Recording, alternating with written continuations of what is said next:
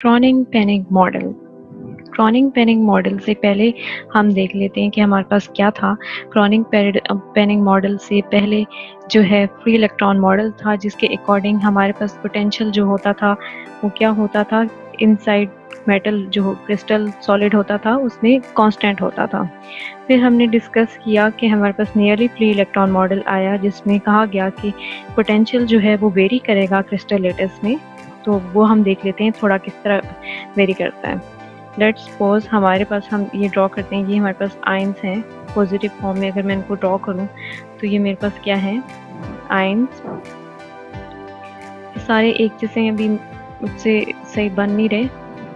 आप कंसीडर करेंगे ये एक क्रिस्टल लेटिस है, उसके अंदर ये हमारे पास जो है क्या है, आयन है।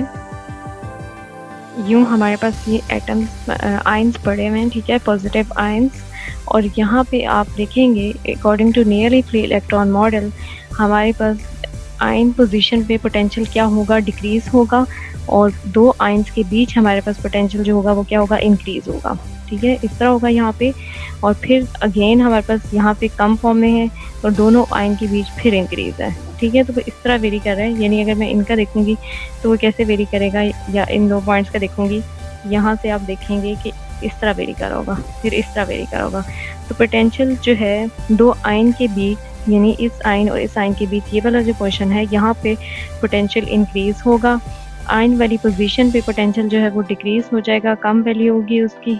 फिर अगेन यहाँ पे इंक्रीज हुआ इस डिस्टेंस पे, और यहाँ पे आप देखेंगे आपके पास फिर अगेन जो है पोटेंशियल जो है उसकी वैल्यू हो जाएगी डिक्रीज। तो अगर इसे हम ड्रॉ करें एक्स एक्सिस के साथ पोटेंशियल को, ठीक है, डिस्टेंस हम देख लें एक्स एक्सिस पे और वाई एक्सिस पे हमारे पास पोटेंशियल है, तो कुछ कर्व इस तरह के बनेंगे। और उसमें आप देखेंगे कि ये आपके पास कैसे हैं, यहाँ पे पोटेंशियल इंक्रीज हो रहा है, ये मैक्सिमम पोजीशन है, फिर डिक्रीज हो रहा है, यहाँ पे पोटेंशियल फिर अगेन मैक्सिमम, फिर डिक्रीज हुआ, फिर अगेन मैक्सिमम। तो इस तरह पूरे क्रिस्टल में कॉन्टीन्यू रहेगा इंक्रीज और डिक्रीज का, यानी पोटेंशियल वेरी कर रहा है। दो आयन के बीच जो है वो मैक्सिमम वैल्यू होती है, आयन की पोजीशन पे उसकी वैल्यू क्या होगी, मिनिमम होगी। तो यहाँ से ही जो है क्रॉनिंग ने क्या किया था, क्रॉनिंग ने इसी सिचुएशन को, जो इंक्रीज डिक्रीज की सिचुएशन है, इसको सिंप्लीफाई किया था और एक इलेक्ट्रॉन की मोशन को डिस्कस किया था। उसके जो पोटेंशियल जो हमारे पास पीरियोडिक पोटेंशियल है उसको कैसे किया, वन डायमेंशनल मोशन में कंसीडर किया। और जो हमारे पास की इंक्रीज डिक्रीज वाले जो आपके पास कर पा रहे थे, इनको एक रेक्टेंगुलर फॉर्म में लिया। यहाँ पे आप देखेंगे आपके पास रेक्टेंगुलर फॉर्म में दिया हुआ है पोटेंशियल को। ठीक है, एक्स एक्सिस में आपके पास सिंपल डिस्प्लेसमेंट है और वाई एक्सिस में आपके पास पोटेंशियल है। ये आपके पास पोटेंशियल वेल है, यहाँ पे आपके पास पोटेंशियल बैरियर है और ये पोटेंशियल की मैक्सिमम वैल्यू है। ठीक है, अगेन जैसे हमने बनाए थे आपके पास कर्व की फॉर्म में ये वही हैं, लेकिन यहाँ पे आपके पास ये है कि इनकी वैल्यू जो है वो रेक्टेंगुलर फॉर्म में है। ठीक है, रेक्टेंगुलर फॉर्म में हम स्टेप्स लेंगे डिफरेंट, लेकिन कौन क्रिस्टल की शेप को हम किस फॉर्म में ले रहे हैं, पोटेंशियल को इनसाइड द क्रिस्टल हम ले रहे हैं शेप ऑफ रेक्टेंगुलर स्टेप्स। ठीक, और फिर उसमें हम रीजन को जो है डिस्कस करेंगे बारी बारी। जैसे अभी हम कह देते हैं कि ये रीजन हमारे पास 1 है और ये रीजन क्या होगा, हमारे पास रीजन 2 होगा। ठीक, और रीजन 1 अगर हम देखें तो यहाँ पे हमने इसको बताया भी है, रीजन 1 है आपके पास जब x की पोजीशन क्या है, 0 से बड़ी है और a है। ठीक है, लेटेस्ट पॉइंट हमने a लिया हुआ है, यहाँ पे हम कह रहे हैं यहाँ से लेकर यहाँ तक जो है वो रीजन 1 है। और इसमें हम देख रहे हैं कि v 0 है, यानी मिनिमम वैल्यू है पोटेंशियल की। आप देख रहे हैं कि बिल्कुल ये नीचे लगा हुआ है, तो यहाँ पे वेल की शेप में है, तो हम कहेंगे यहाँ पोटेंशियल 0 है।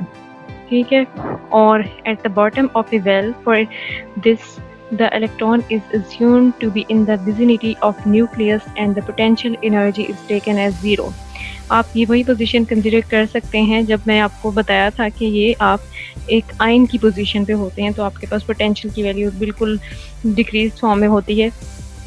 और यहाँ पे रीजन 1 है, अगेन हम देखते हैं कि रीजन 2, यहाँ पे रीजन 1 है, अगेन हम देखते हैं कि रीजन 2 क्या है, रीजन 2 जो है वो आपका ये वाला रीजन है, यानी x की वैल्यू 0 और -b के बीच होगी जब एक्स किस तरह है, एक्स जो है वो -b से बड़ा है और 0 से छोटा, यानी ये वाला रीजन आपके पास, इस रीजन की हम बात करें कि ये वाला रीजन 2 है आपके पास, और यहाँ पे पोटेंशियल की वैल्यू V0 है।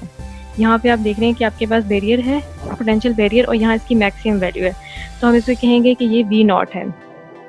और यहाँ देखें क्या लिखा हुआ है, energy assume to be V0 होगी, पोटेंशियल एनर्जी, और इसके बाद हम इसके वेव फंक्शंस फाइंड करेंगे।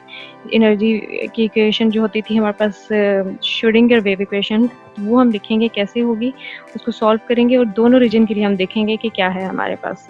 जैसे रीजन मैं 1 के लिए ले रही हूँ तो मेरे पास क्या होगी, ये हो जाएगी। रीजन 1 में आपके पास यहाँ पे जो हमारे पास आता है ना इस इक्वेशन में, श्रोडिंगर वेव इक्वेशन में, E माइनस वी, ठीक है। यहाँ पे V क्या है, हमारे पास 0 है, पोटेंशियल 0 है जब हमारे पास ये रीजन है, रीजन 1 है। अभी आपको दिखाया था पोटेंशियल वैल्यू, यानी आयन पोजीशन पे आपके पास ये वाली वैल्यू 0 है, तो यहाँ पे सिर्फ E रह जाएगा। इसके बजाय जो आपके पास सेकंड रीजन है वहाँ पे E माइनस वी की वैल्यू रहेगी, और V की जगह हम इंसर्ट कर देंगे V0, क्योंकि हमने वहाँ अभी फाइंड किया कि हमारे पास रीजन 2 में V की वैल्यू क्या है, V0 मैक्सिमम पोटेंशियल है। और ये वो रीजन होता है जब दो आयन के बीच की पोजीशन होती है क्रिस्टल लेटिस में। और हम एज्यूम करते हैं जो हमारे पास अल्फ़ा स्क्वायर है वो किसके इक्वल होगा, वो हम एज्यूम करेंगे कि हमारे पास अल्फ़ा जो है वो होगा इक्वल अल्फ़ा स्क्वायर 2me/h² के इक्वल होगा। यानी जो हम ये वाली टर्म ले रहे होंगे, ये वाली टर्म ले रहे हैं, इसको हम अल्फ़ा स्क्वायर के इक्वल कर देंगे इस टर्म को, ठीक है। और ये जो हमारी टर्म होगी इसको हम ले लेंगे बीटा स्क्वायर के इक्वल। सिंप्लीफाई करने के लिए अभी हमने अज्यूम किया है कि हमारे पास अल्फ़ा स्क्वायर 2me/h² के इक्वल है, और beta square 2m/h² E minus V0 के इक्वल है। ये देखें, ये हमने इनको लिख लिया कि ये हमारे पास ऐसे हैं, ठीक है। और फिर हमारे पास इक्वेशन क्या बन जाएंगी, इसकी जगह अल्फ़ा स्क्वायर आ जाएगा, अल्फ़ा स्क्वायर साई, और यहाँ पे आपके पास जो है हमने बीटा स्क्वायर को जो एज्यूम किया है वो V0 माइनस E किया है, तो यहाँ पे माइनस बीटा स्क्वायर आ जाएगा, यहाँ पे माइनस बीटा स्क्वायर साई आ गया। ये हमारे पास दो इक्वेशन बन गई, और हमें पता है पोटेंशियल पीरियोडिक है क्योंकि वो इंक्रीज़ और डिक्रीज़ हो रहा है, ठीक है, क्रिस्टल लेटिस पॉइंट्स के साथ साथ और आयंस और आयंस के बीच की डिस्टेंस में। तो हमें पता है पोटेंशियल जो है वो पीरियोडिक है। वेव फंक्शन जो है वो लाजमी ब्लॉक फंक्शन को फॉलो करेंगे, और ब्लॉक फंक्शन में भी यही बताया गया था कि जो क्रिस्टल लेटिस हैं उसमें जो है आपके पास पोटेंशियल जो है वो क्या होता है, पीरियोडिक होता है। तो उसकी वेव इक्वेशन जो हो जाएगी वो क्या हो जाएगी, ये हो जाएगी psi x equals to e iota k x u k as a function of x. इसमें आप देखें, हम अभी 1 डायमेंशन में केस डिस्कस करें तो हमने ब्लॉक फंक्शन की भी वही टर्म ली है जो 1 डायमेंशन में है, x डायमेंशन में ली हुई है। और यहाँ पे आप देखेंगे ये साई आपके पास वेव फंक्शन है, और u के जो है ये पीरियोडिक फंक्शन है, यही पीरियोडिसिटी को शो कर रहा है, और ये आपके पास एक्सपोनेंशियल टर्म है, ठीक है। हाँ, u के x is the periodic function in x पे पीरियोडिसिटी है। और अब हम क्या करेंगे कि अब हमने ये वेव फंक्शन एज्यूम कर लिया है कि हमारे पास यहाँ पे जो पीरियोडिक पोटेंशियल है जो वेरी कर रहा है पीरियोडिसिटी के साथ विद क्रिस्टल लेटिस, तो हम इसको क्या करेंगे, इसको हमने इस इक्वेशन में इसकी जो वैल्यू आ गई है इसको डिफरेंशिएट करेंगे, और इन इक्वेशंस में हमने डालना है जो इक्वेशन नंबर 3 और इक्वेशन नंबर 4 है। तो हम क्या करेंगे, इसका 2 बारी डेरिवेटिव लेंगे, इधर इंसर्ट करेंगे, इसकी ये वाली वैल्यू इंसर्ट करेंगे, सेम इधर भी करेंगे। तो हम देख लेते हैं कैसे करेंगे। पहली दफ़ा हमने इसको डिफरेंशिएट किया तो हमारे पास क्या आ जाएगा, कुछ ये फॉर्म बन जाएगी। ये टर्म आप बाहर रखेंगे, ठीक है, इसका आप डेरिवेटिव ले लेंगे। अगेन आपने ये वाली टर्म बाहर रखी और अब इसका डेरिवेटिव ले लिया, इसका डेरिवेटिव लिया तो आपके पास कुछ ये टर्म बन गई थी। यहाँ पे आपके पास आयोटा नीचे आ जाएगा, के इधर आ जाएगा, और एक्सपोनेंशियल टर्म का derivative same as it is वो आ जाता है, वो आके आपके पास। अब अपने इसका सेकेंड टाइम फिर लेना है क्योंकि जो आपके पास श्रोडिंगर वेव इक्वेशन थी उसमें 2 बार डेरिवेटिव था। तो आप क्या करेंगे कि अगेन इसका डेरिवेटिव लेंगे, और वो कैसे लेंगे, इस टर्म का लेंगे। ये तो एक साइड पे इसको एक दफ़ा रखा, ये डबल डेरिवेटिव हो जाएगा। अगेन इसको एक साइड रखेंगे और फिर इसका लेंगे, इसको एक साइड रखा तो इसका लिया, तो आयोटा की ये टर्म बन जाएगी आपके पास। यहाँ पे आप लेंगे तो आपके पास क्या टर्म बनेगी, यहाँ पे बहुत सिंपल है, इसको आप साइड पे रखेंगे, ठीक है, यानी u के जो आपके पास पीरियोडिक फंक्शन है इसे साइड पे रखेंगे और इस टर्म का आपने लेना है डेरिवेटिव। तो इस टर्म का डेरिवेटिव लेंगे, आयोटा स्क्वायर आ जाएगा, और आयोटा स्क्वायर जो होता है वो आपके पास किसके इक्वल होता है, -1 के इक्वल होता है, ठीक है। तो यहाँ पे प्लस था, यहाँ पे माइनस इसीलिए हो गया है क्योंकि यहाँ पे दूसरी बार डेरिवेटिव लेने से आयोटा स्क्वायर हुआ तो माइनस, और के एक बार था, एक बार दोबारा डेरिवेटिव लिया तो हमारे पास आई के जो एक बार था वो दोबारा क्या हुआ, फिर आई के आया, और फिर ये साथ आपके पास एक्सपोनेंशियल टर्म आ रही है, ठीक है।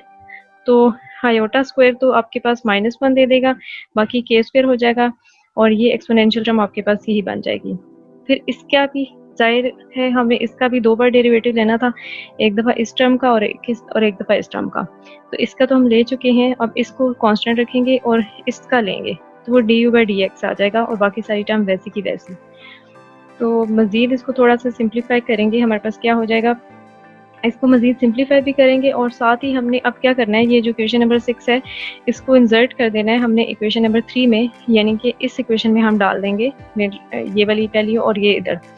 तो हमारे पास क्या बन जाएगी वैल्यू, वो आप देखें, आपके पास 6 को जब हम इसके अंदर इंसर्ट करते हैं तो आपके पास ये सारी टर्म आप देखें यहाँ पे आ गई, यहाँ से लेकर यहाँ तक मैंने लिख ली, ठीक है। और साथ आपने क्या किया, यानी ये इस साइड की जगह ये आ गई, फिर प्लस अल्फा स्क्वायर और फिर साई था, ठीक है।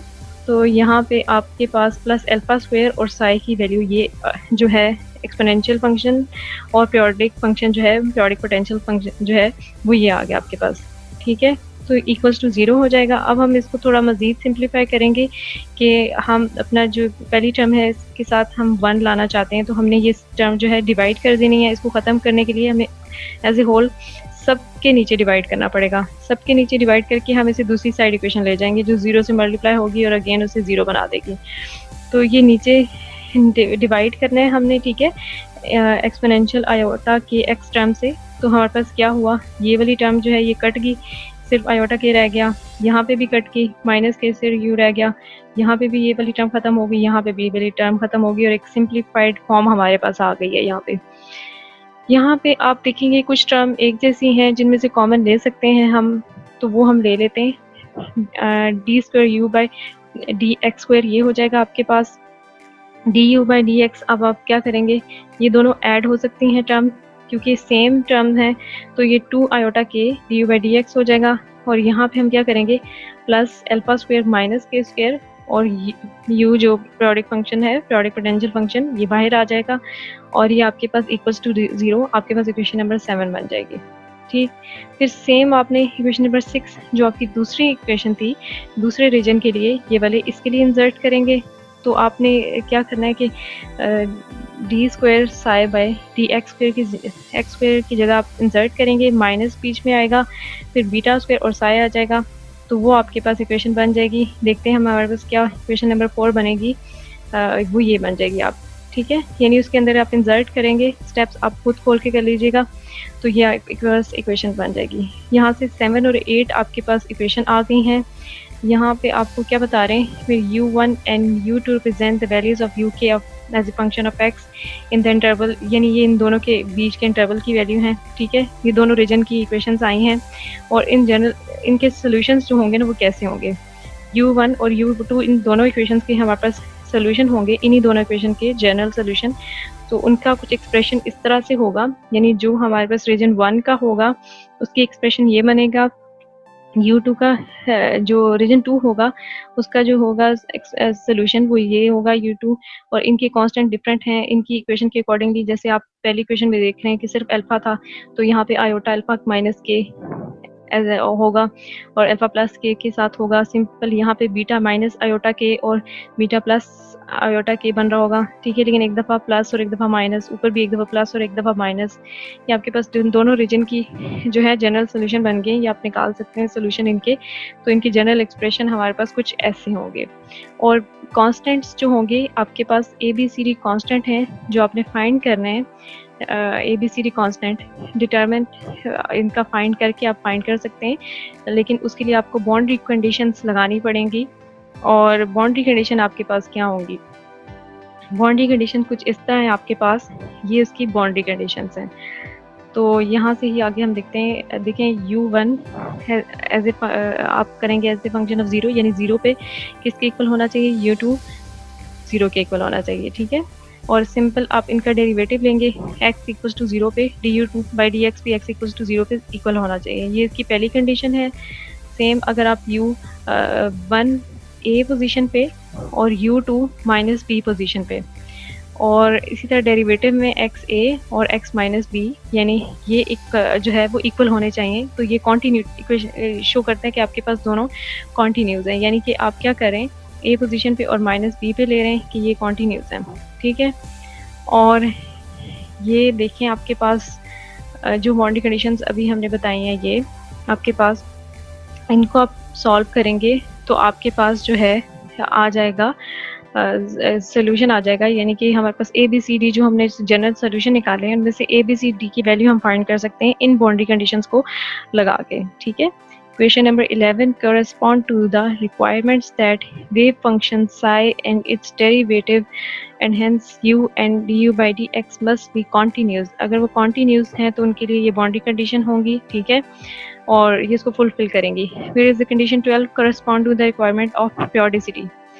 पहली जो आपके पास इक्वेशन है, यानी ये 0 0 शो किया हुआ है, इसका मतलब है कि ये इक्वेशन शो कर रही है आपके पास ये बाउंड्री कंडीशन कॉन्टीन्यूस होने को शो कर रही है, ठीक है, साई और d psi by d x को और यू और d u by d x को। सिमिलरली आपके पास सेकंड जो इक्वेशन है, जैसे ये है ए और माइनस बी का, तो ये periodicity को शो कर रही है कि आपके पास, जैसे मैंने अभी स्टार्ट पे बताया था कि एक आयन है दूसरा आयन है, इसके बीच तीसरा, अगर आप लेटेस्ट पॉइंट्स ले रहे हैं, ठीक है, डिफरेंट लेटेस्ट पॉइंट्स हैं, यानी एक इधर आयन पड़ा हुआ है, फिर ये लेटेस्ट कांस्टेंट होगा, फिर नेक्स्ट पॉइंट, तो हम देखेंगे आयन पे उसकी मैक्सिमम वैल्यू की पोटेंशियल की, फिर इंक्रीज हुई, फिर यहाँ पे डिक्रीज हुई, फिर जो है इंक्रीज हुई, डिक्रीज हुई। तो ये एक पीरियोडिक फंक्शन है। पोटेंशियल क्या है आपके पास? पीरियोडिक है, यानी एक टाइम के बाद वो क्या करता है, खास पोजीशन के बाद रिपीट कर रहा है अपने आपको, तो ये आपके पास पीरियोडिसिटी है। तो यहाँ पे ये यही कंडीशंस जो है ये इसको सेटिस्फाई करेंगी, और इसी के थ्रू हम फाइंड कर सकते हैं कि हमारे पास जो है ए बी सी डी जो कांस्टेंट आए हैं जनरल सोल्यूशन में, उनकी वैल्यू क्या है। Applying these boundary conditions to 9 and 10 we obtain the following 4 linear homogeneous equations। हम 4 homogeneous equation फाइंड करेंगे, तो वो अभी हम नेक्स्ट वीडियो में देखेंगे।